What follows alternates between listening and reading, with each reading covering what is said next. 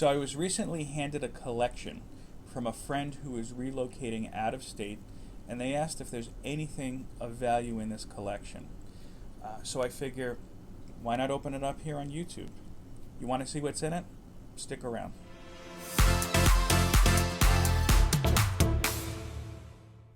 So as I said earlier, good family friend, she's like another mother to me, and her husband are relocating out of state, and they just closed on their condo here in northern New Jersey. While cleaning out some stuff, she found some of her son's comic books and trading cards and whatnot, and asked if I knew of anybody who would buy them, and if so, what the value would be. As we all know, the collectible market this year has just been crazy and unpredictable.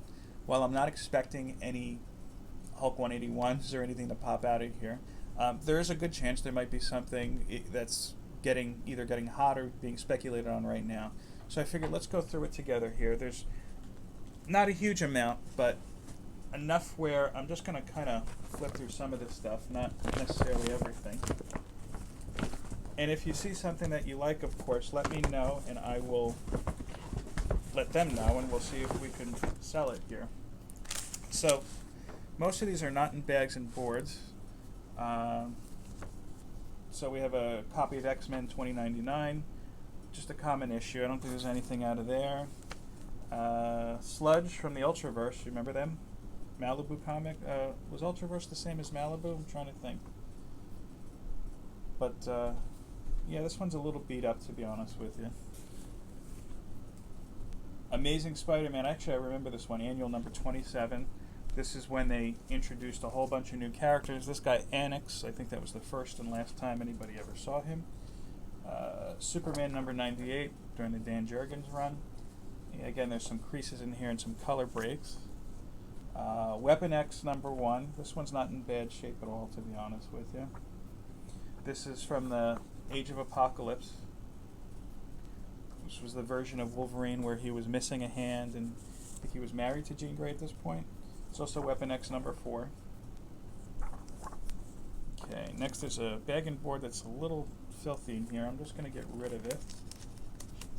But it is a copy of... yeah, this is not a good copy. Unfortunately, something got to it.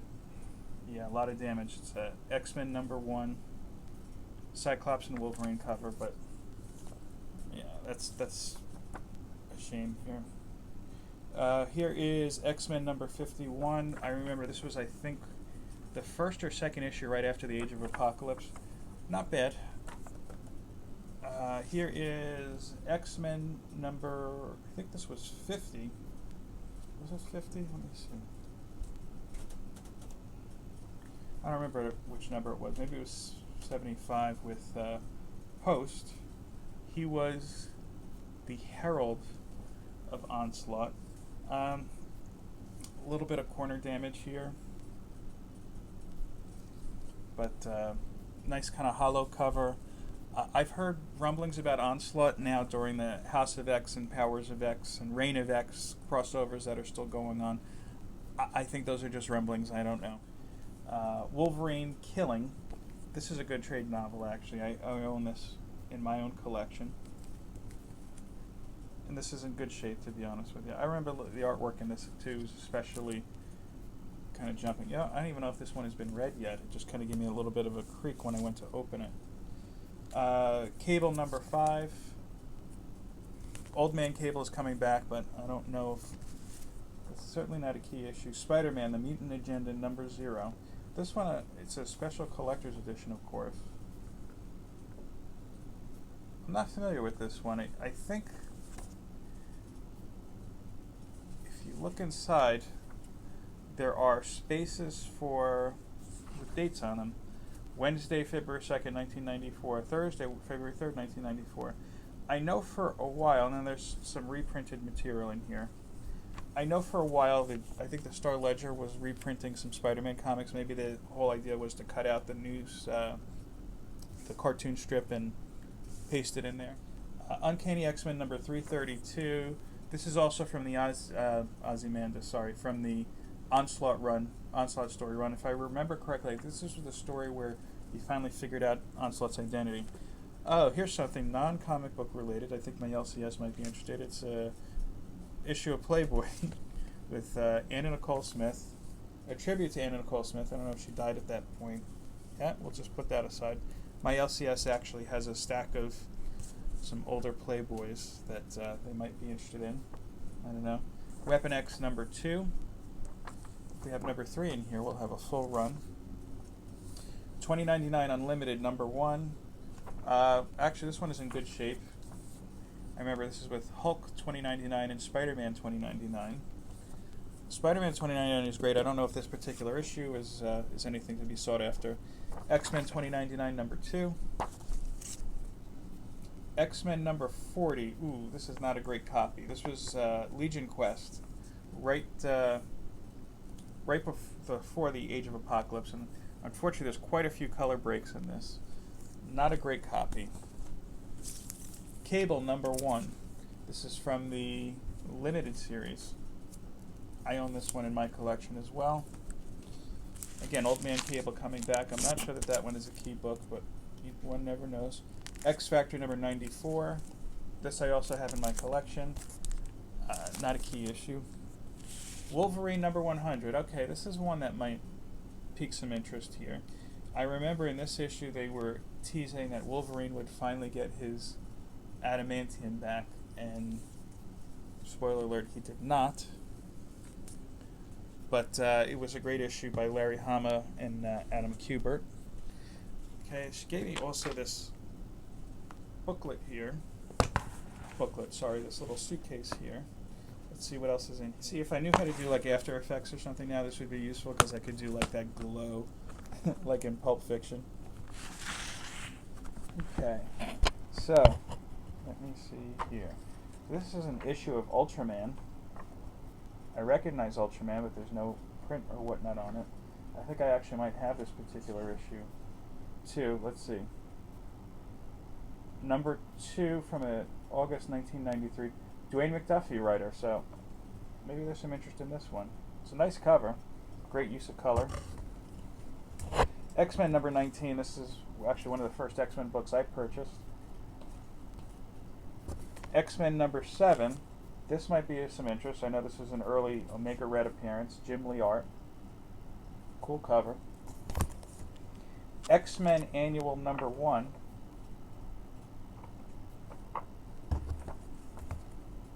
X-Men number 6. Along Came Sabretooth. I remember this cover too. Jim Lee art again. X-Men, number 44, I do remember. Actually, this is a really good issue. This was following Fatal Attractions. This is the first time I realized that Cyclops is a good character, so to speak. Jurassic Park, number 104. This is outside of the bag, but this is actually in pretty good condition. I feel like there was a rush for Jurassic Park not too long ago. I've got to check that out. Okay, now we're getting to some stuff that might be of interest here. Mortal Kombat Blood and Thunder number 1 from Malibu Comics. There was just that Mortal Kombat reboot film out here. Okay, unfortunately now we're into the stuff that's not in great shape. We've got Mortal Kombat Goro, Prince of Pain number 1, and you can see there's something going on with the cover here. I don't know if that could be cleaned or whatnot. I don't see... yeah, the top, there's some color breaking here.